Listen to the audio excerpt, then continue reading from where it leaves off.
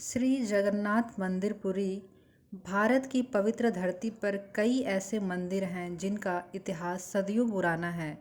उन्हीं में से एक है ओडिशा के पुरी में स्थित श्री जगन्नाथ मंदिर। यह मंदिर भगवान जगन्नाथ, उनके बड़े भाई बलभद्र और बहन सुभद्रा को समर्पित है। पुरी का यह मंदिर हिंदू धर्म के 4 धामों में शामिल है। हर वर्ष देश विदेश से बड़ी संख्या में श्रद्धालु यहाँ भगवान जगन्नाथ के दर्शन के लिए पहुँचते हैं। इतिहास की बात करें तो वर्तमान मंदिर का निर्माण 12वीं शताब्दी में गंग वंश के राजा अनंत वर्मन चोडगंग देव के शासनकाल से जुड़ा माना जाता है। बाद के समय में मंदिर परिसर का विस्तार और विकास भी हुआ। मंदिर की वास्तुकला कलिंग शैली की एक शानदार मिसाल है। इसका मुख्य शिखर दूर से ही दिखाई देता है और इसके ऊपर लगा नील चक्र मंदिर की प्रमुख पहचान है। नील चक्र के ऊपर लहराता लाल ध्वज भी श्रद्धालुओं का ध्यान आकर्षित करता है। मंदिर में प्रवेश के लिए 4 प्रमुख द्वार हैं: सिंह द्वार, अश्व द्वार, व्याघ्र द्वार और हस्ती द्वार। इनमें सिंह द्वार को मुख्य प्रवेश द्वार माना जाता है। सिंह द्वार के सामने प्रसिद्ध अरुण स्तंभ भी स्थित है। अब बात करते हैं मंदिर के सबसे महत्वपूर्ण भाग की, भगवान जगन्नाथ, बलभद्र और सुभद्रा की पूजा की।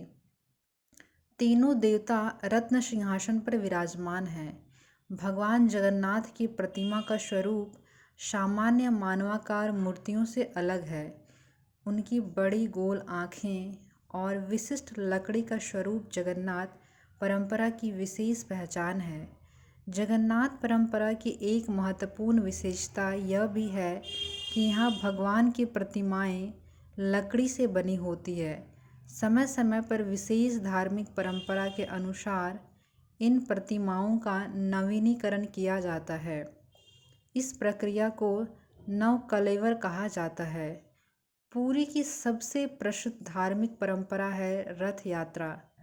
हर वर्ष आषाढ़ महीने में भगवान जगन्नाथ, बलभद्र और देवी सुभद्रा अपने अपने विशाल रथों पर सवार होकर गुंडीचा मंदिर की ओर यात्रा करते हैं।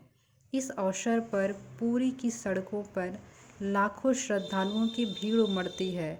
भगवान जगन्नाथ का रथ नंदीघोष, बलभद्र का रथ तालध्वज और सुभद्रा का रथ दर्पदलन कहलाता है। रथ यात्रा केवल एक धार्मिक आयोजन नहीं बल्कि उड़ीसा की संस्कृति और परंपरा का भी एक बड़ा हिस्सा है। इस दौरान अलग अलग स्थानों से आए श्रद्धालु भगवान के रथ को खींचने में भाग लेते हैं। रथ यात्रा के बाद भगवान जगन्नाथ अपने भाई और बहन के साथ वापस मुख्य मंदिर की ओर लौटते हैं। इस वापसी यात्रा को बहुधा यात्रा कहा जाता है। अब बात करते हैं जगन्नाथ मंदिर की एक और प्रसिद्ध परंपरा की, महाप्रसाद। मंदिर में भगवान को अनेक प्रकार के भोग लगाए जाते हैं। महाप्रसाद को श्रद्धालु अत्यंत श्रद्धा के साथ ग्रहण करते हैं। मंदिर परिसर का आनंद बाजार महाप्रसाद से जुड़ा एक प्रसिद्ध स्थान है जहां श्रद्धालु इसे प्राप्त करते हैं। महाप्रसाद की तैयारी भी अपनी पारंपरिक पद्धति के लिए जानी जाती है। मिट्टी की पारंपरिक बर्तनों में भोजन तैयार किया जाता है और मंदिर की सदियों पुरानी पाक परंपरा आज भी श्रद्धा के साथ निभाई जाती है। मंदिर के ऊपर स्थित नील चक्र भी अपने आप में विशेष महत्व रखता है।